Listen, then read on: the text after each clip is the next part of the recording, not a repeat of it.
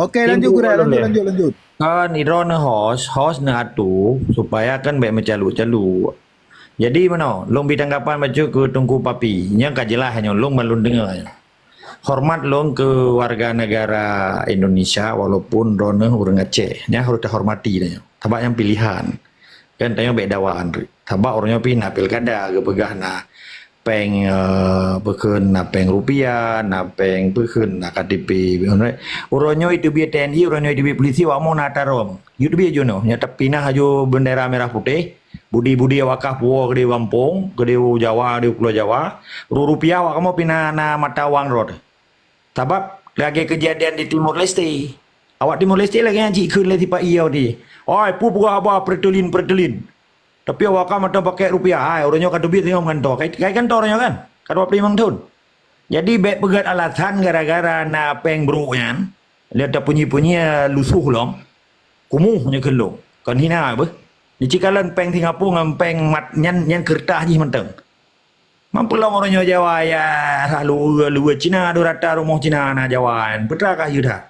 Nyokan long hina ke tirodo orang bah. Nyo gara-gara Indonesia kirim TKW, zaman Belanda matang naik kirim TKW kan. Uronyo kamerdekawannya matang dihina Bang Tharoy. Zaman Belanda matang naik kirim TKW. Yang lihat tuh emang peluk aja.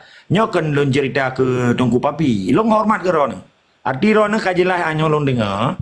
Ron kurang Aceh yang mentang nemumat dengan NKRI. Bek ni ya timpla oronyo pakan bangsa Aceh. Imat KTP burung Garuda, dimat paspor burung Garuda, dimat rupiah dan bendera merah putih. Uronyo itu biar awayan uronyo per detik digantung. Lagi awak Timor Leste.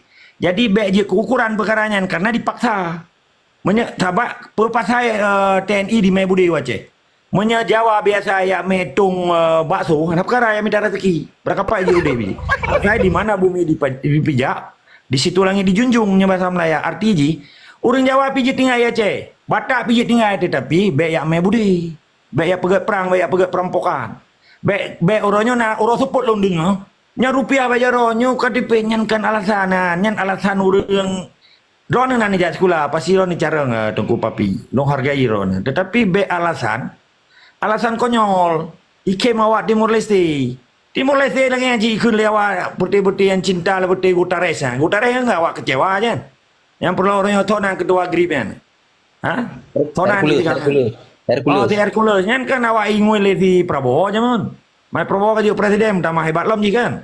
Jadi bena kesan orangnya gara-gara KTP bangsa Aceh, KTP tiba i kan agam burung gerida kan. Kadek pegahnya nyo je kai BPKH.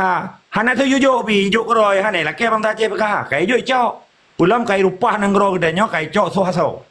Jadi orangnya bena bangsa Aceh yang cinta Indonesia tak timpla ba bangsa Aceh. Ai punya anak rupiah pu ngampun nang belau hana perle katu biak ju uronyo katu biak budi-budi ju kami gede baik kayak merampok baik kayak apoh bangsa Aceh baik kayak kutuka agama Islam dengan Pancasila selesai perkara dan papi keropi baik nuwa si Jawa nu dua Aceh na terasa kemerdekaan bicut pakiban beda Aceh merdeka dengan Indonesia merdeka uronyo yang mantap tempan yang ijewan menele tetap semangat dari sikama Yang mana baca